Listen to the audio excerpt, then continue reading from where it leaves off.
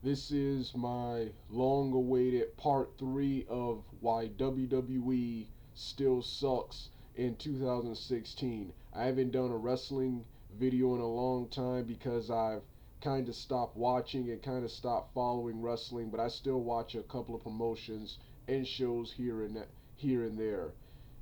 As for WWE, with the exception of a couple of pay-per-views, and special events like the Cruiserweight Classic series, I have not been able to watch any form of WWE. WWE has been that trash. I'll give WWE one thing before I get into the ranting. WWE right now is much better than it was last year. However, they still suck. They still suck. This will be another. This will be part 3 in my WWE still sucks in 2016.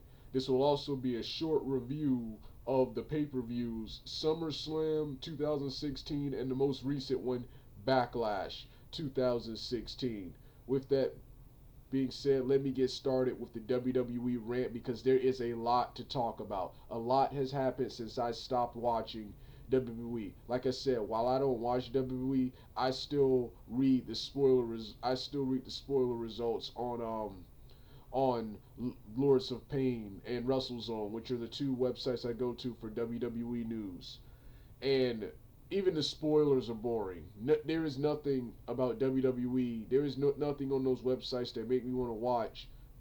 That make me want to watch or tune in to WWE. So let me get to my first problem with WWE, and that's concerning Cody Rhodes and Ryback.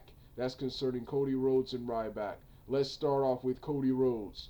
Cody Rhodes, Cody Rhodes, WWE, they did him so wrong. They did him so wrong, and I've said numerous times they've buried Cody Rhodes since the day he came in. Since the day he came in, since they've been burying him since 2008.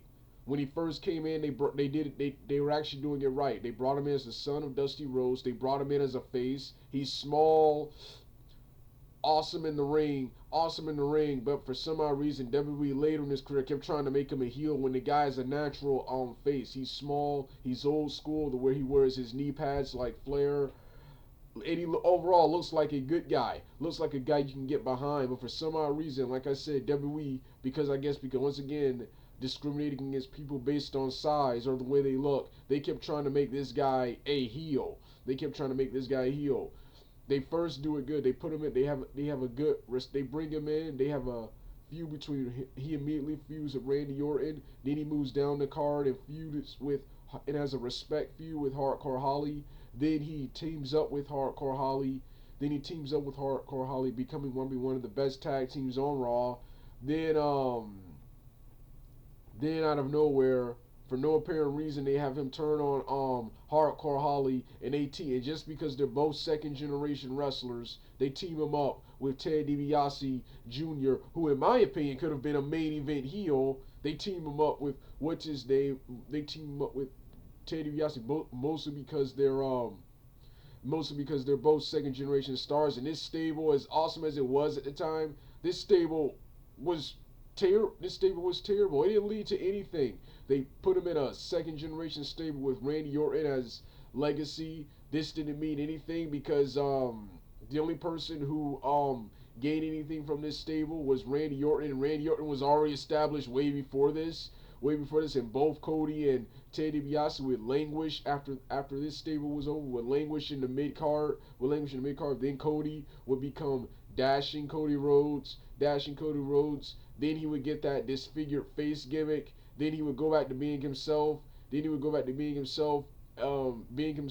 And then, of course, he would later become Stardust. He said numerous times he went to creative for different ideas regarding his character, regarding his push. But just like Justin Gabriel, no, WWE decides who wins and who loses. Even when wrestlers try to come up with a character, try to come up with a reason to get over, try to come up with a reason to get on TV and prove to you that you can, WWE still shuts them down, and that's why I don't watch WWE anymore. It's who they want at the top. It's who they want at the top. It's who they want to see. It's who they want to see. No, when it's what the fans want. It's what the fans want. That's one of the reasons I don't watch WWE anymore. So Cody Rhodes left, and Cody Rhodes, if you watched Impact yesterday, Cody Rhodes is about to debut on TNA, and of course Cody Rhodes will be probably one of the first wrestlers in a while to be able to wrestle for TNA and Ring of Honor simultaneously. So I really can't wait for that. I really can't wait for that. Next is Ryback, man. Ryback. Gotta talk about Ryback, man, because this one right here pissed me off, even more so than the Cody Rhodes situation. Ryback, of course, left WWE or went home and decided not to come to work and waited till his contract quietly expired. Because WWE not only were they holding him back, but more importantly than that, they weren't paying him the money he was owed. They weren't paying him the money he was owed, and that right there, see, this is a problem I've always had with WWE. But you know what? I couldn't prove it. I first heard about this back in 2012 when JTG and several other wrestlers complained about pay after complained about pay after WrestleMania 28, where they thought since WrestleMania 28 was a success, that all the wrestlers believed that they were getting this huge payday. But no, only Vince McMahon and the certain top guys were getting this payday. The wrestlers got little money, and then the little money they got, I remember the little money they got. If you put taxes on the money was even less.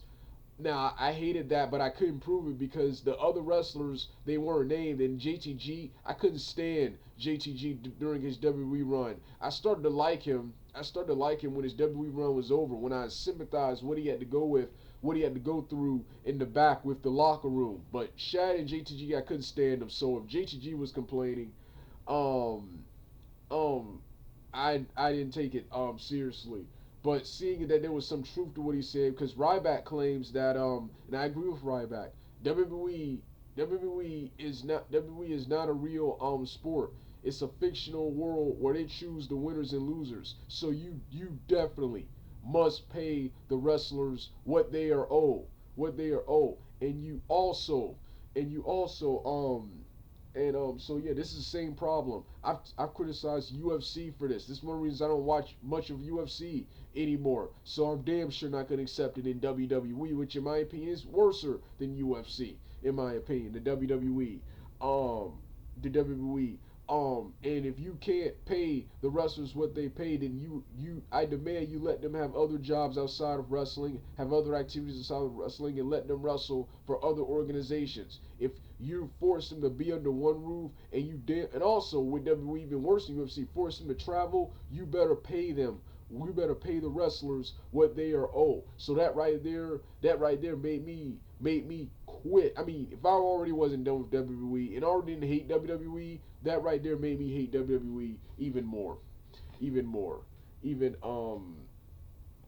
even more. Next is Damian Sandow, probably one of the only saving graces of modern WWE. WWE. Damian Sandow could have been like, I don't know about a world champion, but could have been a great talent for that company. No, instead they have him job to and lose to a one-armed Cena, Then they give him the identity crisis gimmick, having him dress up as Magneto on an episode of Raw.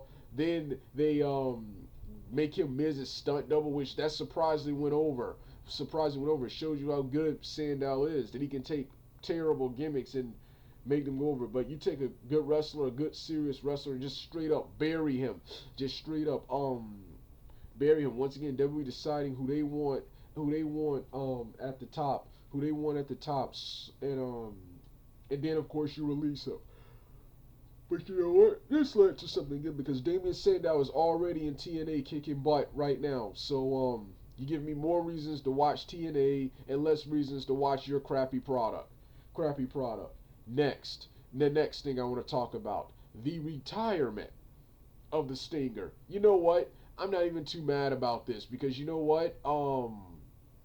I've been watching so many matches and segments from Sting's past career in NWA, WCW, World Wrestling All Stars, and finally TNA, that I have to forget that he was in TNA. I don't think forget that he was in WWE, not TNA, WWE. I forget that he even wrestled for WWE. The match with him and Triple H at WrestleMania, the various Raw matches he had, the Seth Rollins match.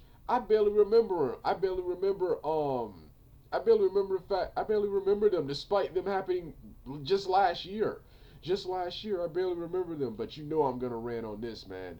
Seth Rollins. I love how Sting in his previous career, companies like NWA, WCW, and TNA have a more rougher style than the WWE does. Yet WWE with the most watered down style, Sting still gets injured in WWE and now can't wrestle anymore. Well, there goes the only reason, even one of the only reasons to watch your show. What are the only real stars you actually have?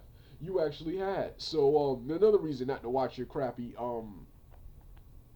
promotion. And speaking of being forced to retire, let's get to the next guy, Daniel freaking Bryan, one of the only young stars. Pretty much Daniel Bryan and CM Punk were pretty much keeping the glue together for WWE in this modern day terrible PG era.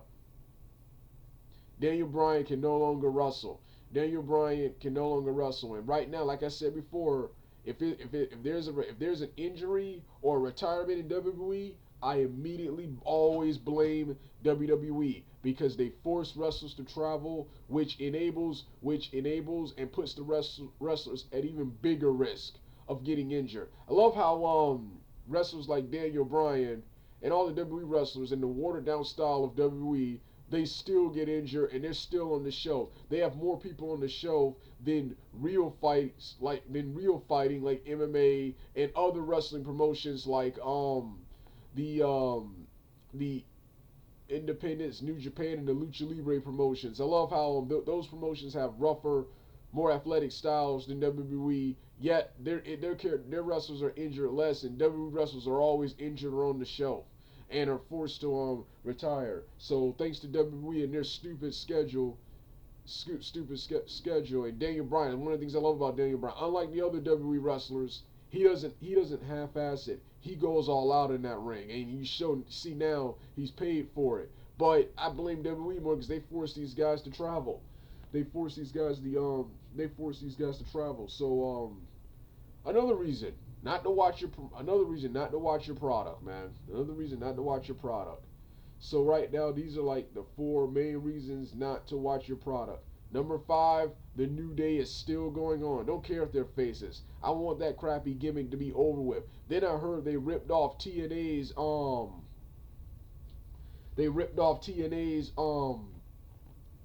final deletion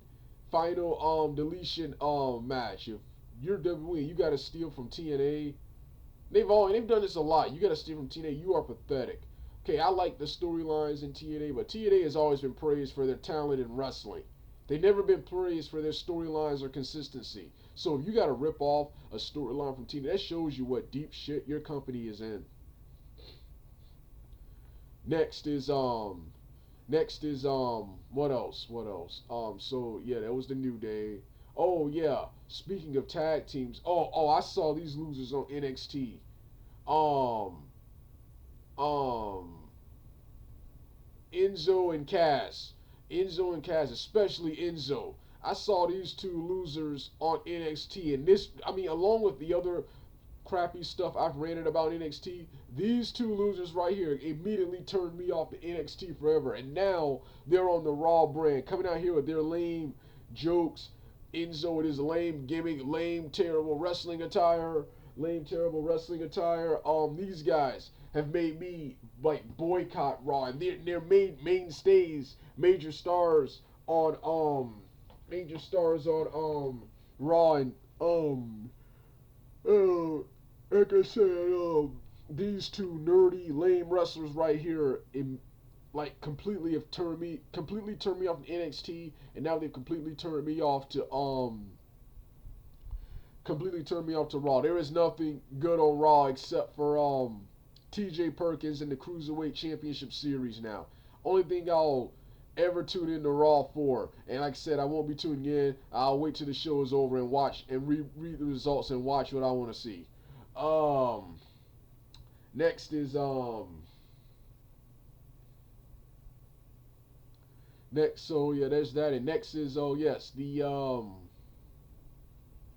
the characters WWE right now, you have not only do you not have good storylines, you have no interesting storylines, and you have no interesting characters.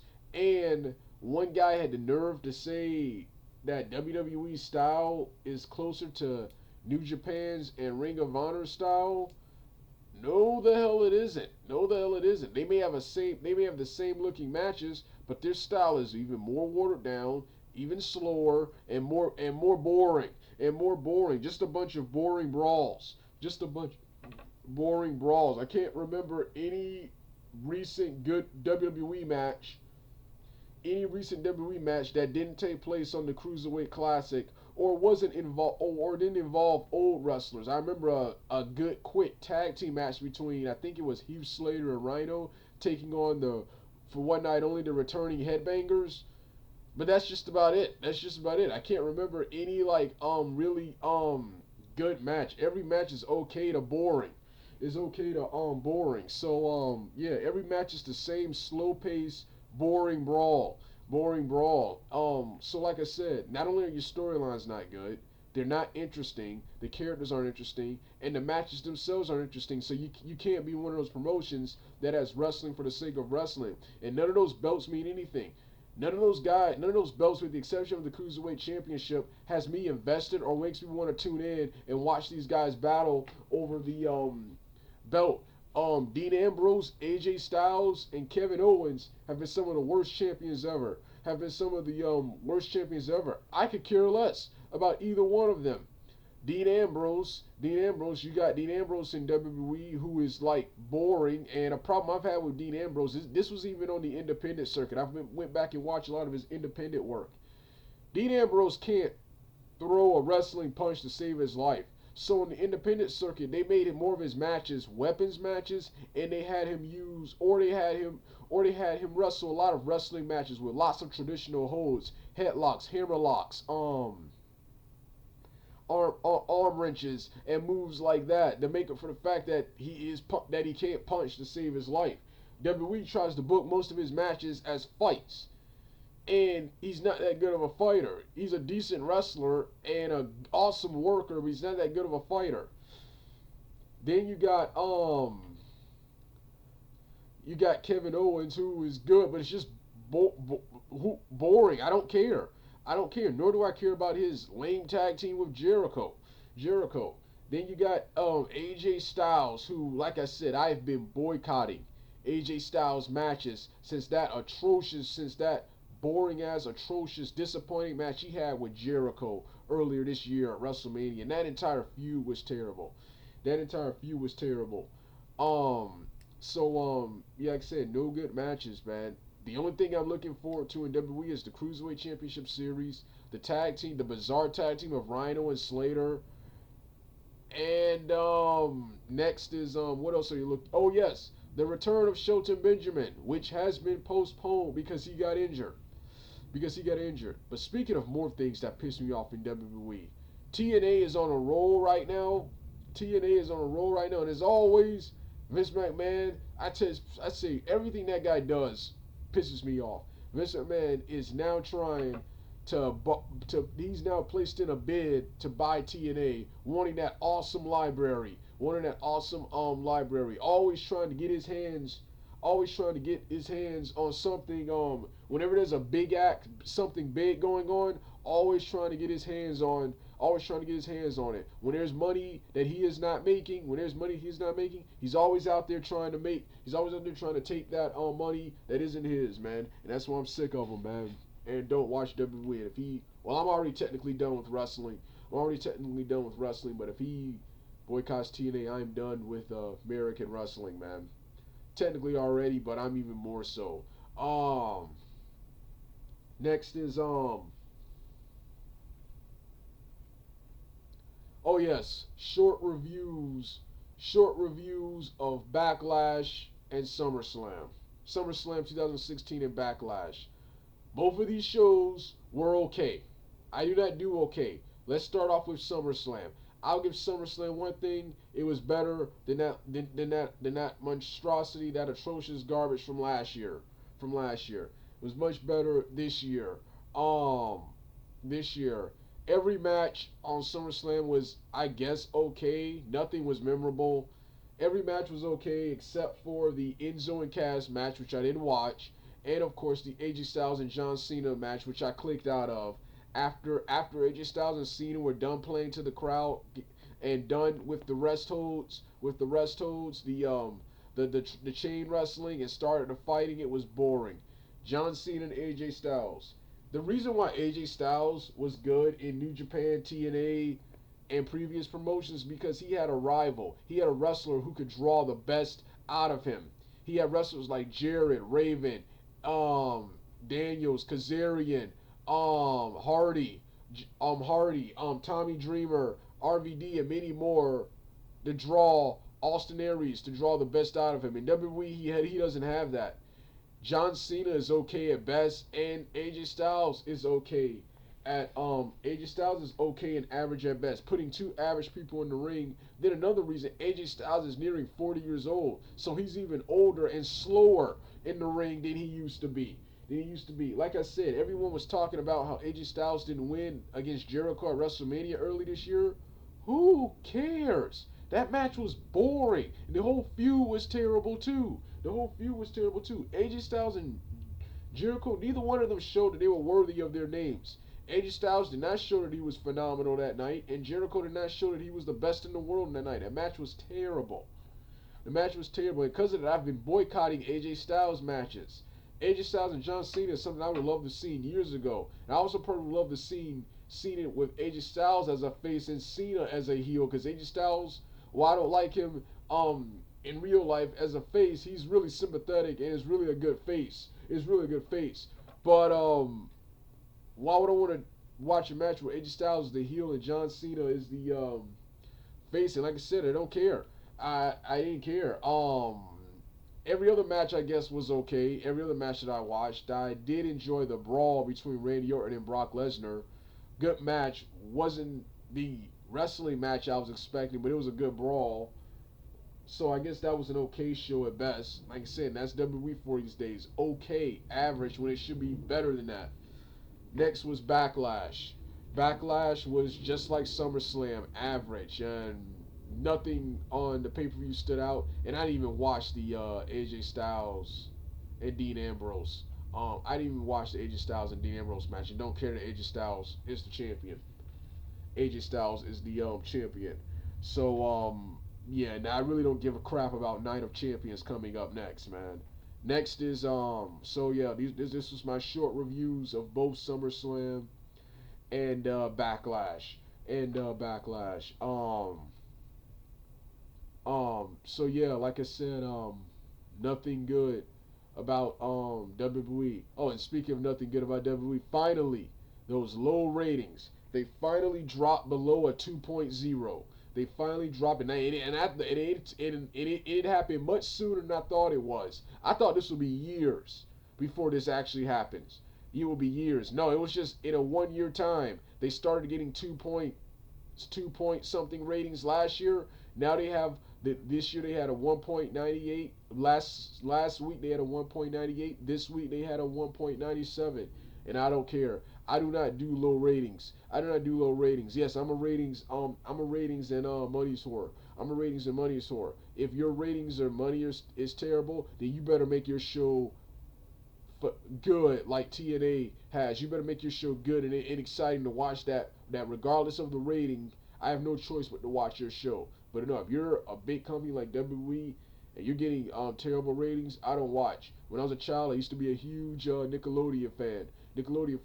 More recently, I have been watching. I recently returned because they got a new cool show called The Loud House on there. They got a cool new show called The Loud House on there. They got a couple of other cartoons I like. But prior to that, watching that new show, The Loud House, I was not watching Nickelodeon because of their disastrous, terrible ratings. Same goes with Disney, which I also don't really watch much of anymore. So yeah, I'm a ratings whore, not just with WWE. So like I said, if your ratings and money is terrible, then you better be so awesome and entertaining that I have no choice but to watch you anyway. So yeah, terrible ratings, and I don't care.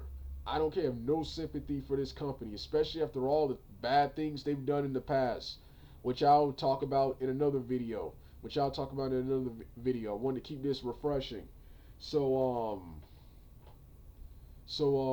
yeah, nothing exciting about WWE. And finally, WWE, but I'll give them one thing. This is another pro before I get into another con. WWE finally, they're actually just like the New Generation era, the the um the Attitude and Ruthless Aggression eras. Here's the difference between those eras in WWE. Difference between that is WWE under Vince McMahon Jr. has always sucked. It sucked since '84 when Hogan took over. It was much better in the '60s and '70s when Bruno Sammartino was at top. Vince McMahon turned wrestling into some lame Saturday morning cartoon and comic books with uber lame fake fights. And when I mean fake fights, just a bunch of brawls, just a bunch of brawls. When back when Bruno was champion. Now he didn't have the wrestling ability of a Luthez or Antonio Inoki or a or the late Carl Gotch, but he had a great mat wrestling style. Vince McMahon eliminated mat wrestling. Any mat wrestlers like Bret Hart and them, oh, they were forced to.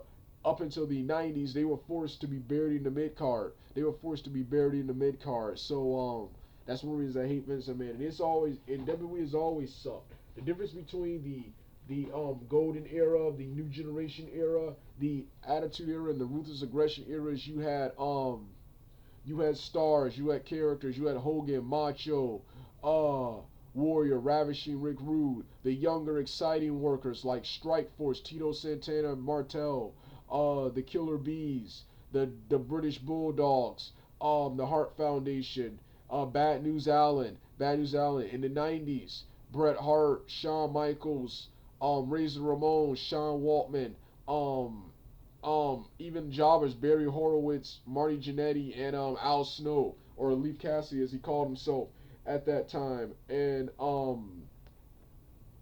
Attitude Era, Steve Austin, The Rock, um, Road Dogg, Billy Gunn, what's his name? Then later with the Radicals debuting, which is my opinion, Bret Hart, Mr. Perfect, the Harts, Bret Hart, Mr. Perfect, British Bulldog, and in the early 2000s, the Radicals, Brock Lesnar, Shelton Benjamin, Kurt Angle. These guys made WWE a better wrestling product, something they hadn't been since the good '60s and '70s. But it's always been terrible. WWE has always been terrible. It's the wrestlers and the stars making it good. Now you have a product similar to the Attitude Era, similar to the Ruthless Aggression Era, closer to the Ruthless Aggression Era and the New Generation Era. Here's the problem with these eras: is you have no characters. You have no characters, and any good wrestler is watered down. Is watered down. Like I said, I've not really seen really a good match. What could I say was a good match? Every match is okay to boring. I've not really seen a good match.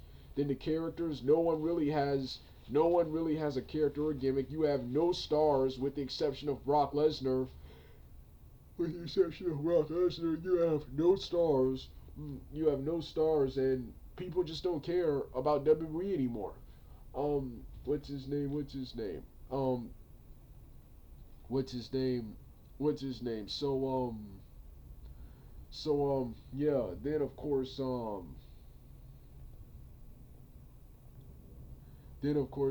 yeah, that's WWE. Do I got anything else to rant on? Nah, I think that's everything. Well, I've ranted on everything. I'm done.